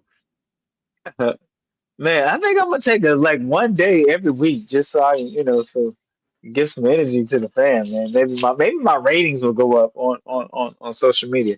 Because if you would change your name to a name where they could find you, you got your name out here under your alias. Don't nobody No, know. Coach I been gotta up here get on back with you. I when that night Coach you been up told me, I Coach gotta been up get here back. on his Coach been up here on his burner account the whole time. He don't want y'all to know him at all. His real name Isaac. For the love boat. Coach real name Isaac, bro. Look, love boat. Bruh. Coach been up here on his burner account. You hear me? Oh my goodness. Yeah, we Pause, are. but wait, Yeah, pause. type up. Oh, that's the Gamecocks one. Okay, okay. That's the exception to the rule. Gamecocks. Well, all right, so there we go. Hey, we lucky we got 'em. Pick themselves. Gotta do what they live out. Pick them. Here we go. 7 p.m. Eastern Time. Washington Mystics 16-22 playing in New York. Liberty, Liberty, Liberty. Liberty at 23-15. This game is in New York. I mean, usually they play with the Barclays there. And so here we go. I give them you pick up. Show who you love. Show your love for your team on your pick'ems. The Mystics or the Liberty. Liberty, Liberty. See Carmella. Well, New York. Man, it's amazing the different names that pop up when we start picking. I'm like, I'd be amazed and grateful. Okay, I really do. Just and Michelle, aka 85 Live, with the Liberty emoji, Vito Liberty, Kia High Life, Liberty. Uh, all right, all right, all right. Liberty Bibbity says Benzino. You, all right. Anybody else that's been on while we're waiting for some few more pick, people to put their pickums in the chat? Man, we appreciate you for rocking with us live. We appreciate that. Rocking with Test Talk Sports. Lisa Pugh Liberty. I know you better have New York. The way New York is playing Washington Mystics. You had stepped out for a minute. Michelle Harley Mystics came to Twins and twinning. The Twins got in there pickums. Okay. Benzino. Thank you. Thank you so much. Thank you. Make sure you email me my evaluation. Benzino. Uh, anybody else? I'll search low and I'll search high, trying to find a pickups on a Wednesday night. Oh, Oh okay. yeah, the Late going Washington Mystics for Washington sure. Mystics for Boy. sure. Oh, over the Liberty. They got the Liberty's number. Let's go. Oh Let's yeah. go. Like that. That is hilarious, bro. Oh yeah. Oh man. Well, fast. I ain't gonna lie to you. I was at a karaoke dance party last night, and so Now you got to do it all the way to the pop, pop, pop, yeah, pop. yeah. Where them fans at? Uh, Where them fans at? Bro, yeah. It was. it was lit, coach. Coach been vacationing. He was out. Where them fans? Yeah, you had your boots on the ground, huh? Coach got his And boots. then they had the Afro beat line dance. Yeah. It was nice. It was nice. Coach just stepped out. You don't hear coach? Oh no, it's all about exercise. It's about wholesome, wholesome. It's the people you're around, So it was a selective group Mm-hmm. doing it. Where So them at my fans at? at my age, look, it's like all this group select to go out to get. You know what I'm saying? It's like our own. Put it like this: the karaoke party, it was hired and paid for a private. You know what I'm saying? For just a select group of people. So when you get to that, certain age in life, it's Coach, like you yeah, told us how you do, bro. Private rooms at the 40/40 club and shit, bro. You told us, bro. You told us how you move. We was I You go Mystics over everybody, 95% of the time. Okay. You got your fan, Lisa Pugh. The pick was one of your favorite. You came running back to the room. Lisa Pugh said, I'm running back to you. Reese Pieces just came running back for Pick'ems. Appreciate that. Yeah, that Afrobeat line dance. Yeah, that's a cardio workout. I was a sweat jet night, and then you gotta okay, and you gotta do like that for like yeah. It was rough. It was rough. Michelle Harley. You popping your fan, Lisa Pugh. Everybody close and pick them out. Y'all funny today. Y'all got me going. 10, 9, 8, 7, 6, 5, 8, 4, 3, 2, 1. Alejandro with a pick Hey, can and I ask y'all go. something? How many Mhm. people got married this summer and had the fans at they wedding? I don't know. I was wondering. Did y'all see any of them? I was just wondering. Yeah, he was hanging out with things. But I want to now know if anybody was popping that their was fans at their wedding. I wasn't hanging out, Lisa Pugh. That was a coordinated event. It was coordinated. It was planned. It was coordinated. He coordinated to hang out. But coordinated me. We scheduled to hang out. No, no, we trying to coordinate. Coordinated means schedule. Coordinated me. It's a party and you ain't invited. Right, and like you paid for the karaoke DJ and all that stuff in the Basically, room. he just told us he had a private party. That's just it. No, I don't think he missed the next pick 'em. I've been messing with Cook. Yeah, here we Oh go. wait, 8 p.m. did Michelle miss the AKA 85 fly? Missed the last pick 'em? Yeah, did you do Mystics or Liberty, Michelle? Because we closed it out. You better shoot your shot right now. Shoot it. Shoot to Jay. Shoot it, Michelle. AKA blah blah.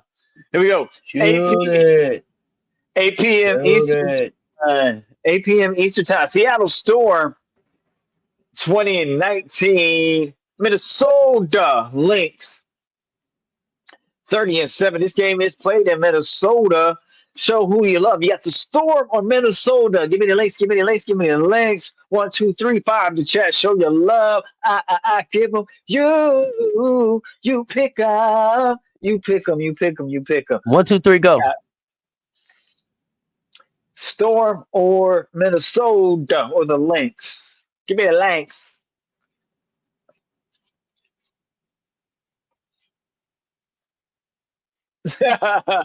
Devils. Double doesn't, bro. Straight coach was like rocking with it. Like, okay, my turn.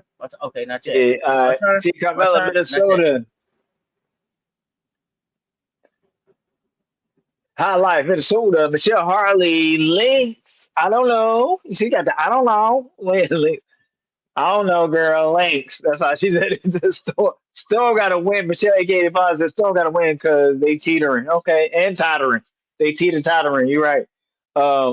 Vito King Lynx. Vince Vito Lynx. Lisa Pugh Lynx. Come on, Storm. I told the Storm.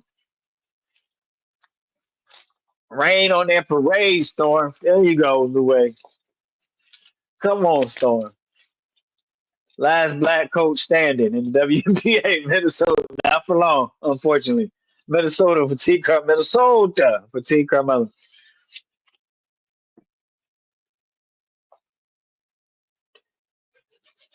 Blame it on the rain, the way. Blame it on the rain. Yeah, yeah. All right, we about to close this out. We about to turn this man out. Ooh, ooh. 10, 9, 8, 7. I 4, 3, 2, 1. Alejandro, where the love go? That pick 'em close, yo. That pick 'em close, yo. All right. We got one last pick 'em. It's a 10 p.m. Eastern game. Are you ready, chat? Ready? Here we go. 10 p.m. Eastern time. Chicago Sky at 9 and 28. Phoenix Mercury at 23 wins. Is that 23 and 14 or 17? I always get it mixed up. They're playing in Arizona. Let me get the correct. That's 23 and 14 is Phoenix at right now? That's where they're at. The junction 23 and 14.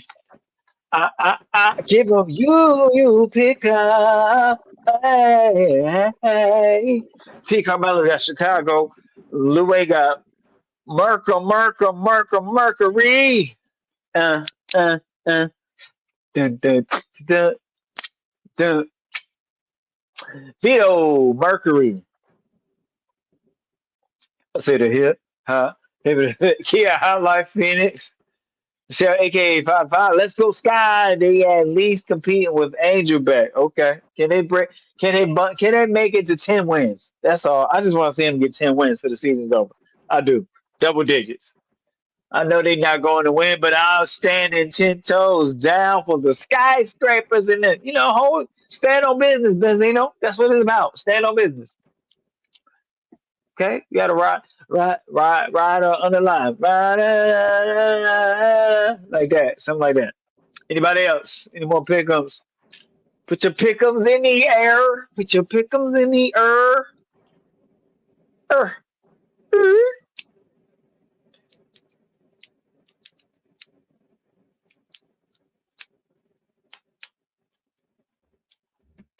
Hey. All right. You going out on limb to see Sky for this one? Arizona going to rest on this game. Little sister going to give big sister gonna give little sister gonna look him out? I don't think so. I don't think so. But Michelle Harley says I'm gonna go on a limb and say the Sky is Miller and Angel may have two merch, but who got Satu, Bonner, and that other guard that been shooting those threes? Okay. Talking about Wickham or who the other or which other guard? Lisa Pugh gonna go Sky. Pull up. Make sure you bless the stats, hit the cash app for all the good content and lives you've been getting lately. Make sure you hit that, cat. Go ahead and support the pull ups on We Hooping tonight, okay? We appreciate it. We appreciate your support. Go ahead. Go ahead and do what need to be done. Go ahead and do that. Okay. All right, we're gonna close it out. 1, 2, 3. Did Marcus lead? Did Marcus usually give me some? He's trying to get his production line here with his Yeah, 1, 2, 3, sponsor. go. So we got 10, 9, 8, 7, 6, 5, 4, 3, 2, 1. Alejandro, where the line go? That pick and close, yo. Pick'ems are closed. I give them no more pick'ems. We hope more. Hey, we hope that all your pick'ems come true out of these 3 games. Oh, you know it's true. What are your pick'ems gonna do? Because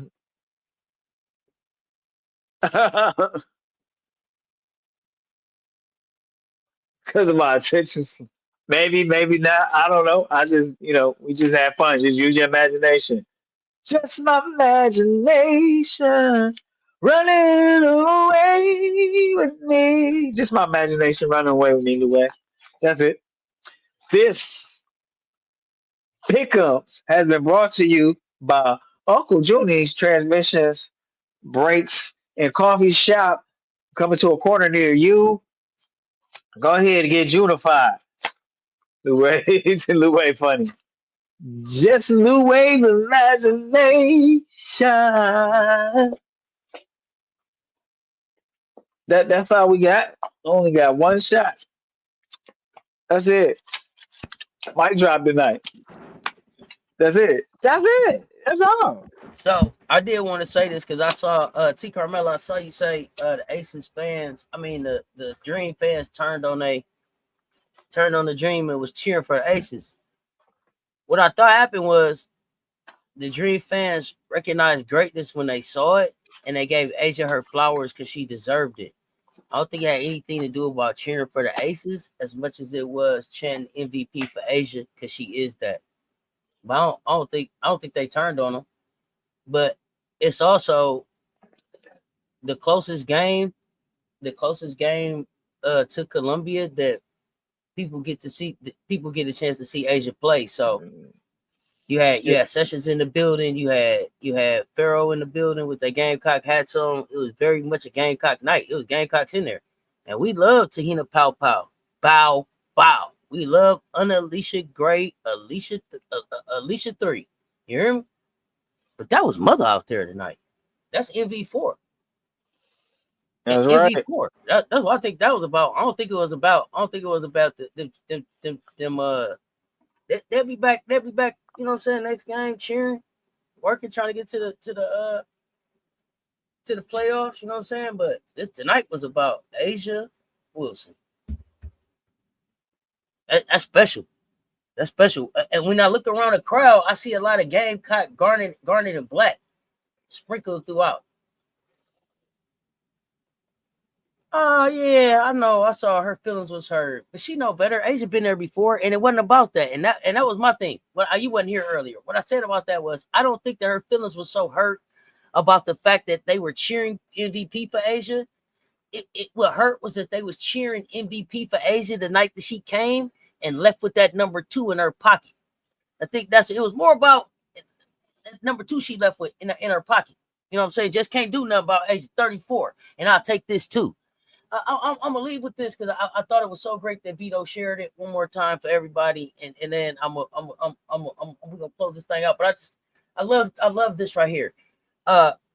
In 3 games, Asia had 90 points, 33 rebounds, 11 blocks, 10 assists, and 4 steals in 3 games against the Dream. And then she came and got that number 2 seed out their hands on their floor.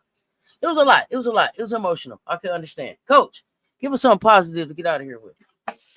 Hey, we have some Gamecocks on the court tonight. It's been basketball fabulous on tonight. We enjoyed you. Thank you for taking your time, not being in a rush, coming and talking hoops with us. As you prepare to lay yourself down to sleep, be great in your preparation, become excellent in your performance. Champion mentality, change this world with one random act of kindness at a time. You can change anything you want when you put your mind to it. And we want you also encourage you to get in your bag, expand your bag, because I believe in you, and I know you better believe in you because look at the mirror and look at yourself and say you are the best in this crazy wild world of shorts we call Earth. You need to spread love. You got it in your heart. Spread love. More love is what we need and what we can use. And then when all else has failed, all hope is lost. One thing that you can never give up is on your dream. Keep that dream in your front pocket. Keep on moving. Don't stop. No, like the hands. That's how. I know what it is. Until next time, we appreciate y'all pulling up and rocking with us. We appreciate y'all. Coach, wait. Whoa. Coach, did you auto pick your team tonight? Or did you pick your team yourself? I auto pick. I wasn't available. Oh. I That's all I wasn't wanted to know. Yeah. So I'm looking forward to NFL Fantasy League kicking off. I appreciate y'all pulling up and rocking with us for the draft. Be on the lookout for the closeout of the WNBA Fantasy League and the trash talk and the fun that's coming with this NFL Fantasy League, y'all. We're going to watch some football. We're going to have some fun, but most importantly, we're going to be game. Put it back in the chat. I like to hear it like that. Y'all know what it is. Until next time, y'all rest well, fam. Lay y'all to life. That's Coach Coleman. Let's talk sports. Stay tuned. Talk soon. Y'all know what it is.